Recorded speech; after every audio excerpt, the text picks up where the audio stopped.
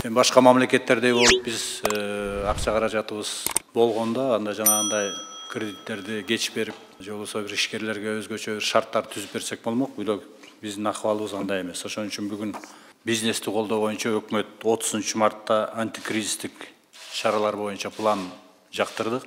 Ишканалардын банкрот болуусуна жол бербешибиз керек да. Мүмкүн болушунча жумушчу орундарын сактап калып, ишканаларыбызды дагы кризистен өткөндөн кийин кайра мурунку калыбында иштеп кетүүгө болгон күч аракеттерибизди жумшашыбыз керек. Ар бир ишкананын өзүнүн кандай көйгөйү болуп атат. Биз азыр бардыгына көз салып атабыз. Мыйзам жагынан, өкмөттүн чечимдери жагынан дагы биз сөзсүз түрдө аларга жардам беришибиз керек. Ар бир жарандын жана ишкердин проблемаларын талкуулоодон качпашыбыз керек биз. Качпай ошолордун проблемасы кандай болот? Кандай кылып биз жардам бере алабыз, ушуларды гана талкуулашыбыз керек. Бүгүнкү коюлуп жаткан ата мекендик экономиканы кайрадан ишке киргизүү, бизнести колдоо маселелери биринчи кезекте турган кечиктирилгис мүнөздөгү маселелер болуп эсептелет.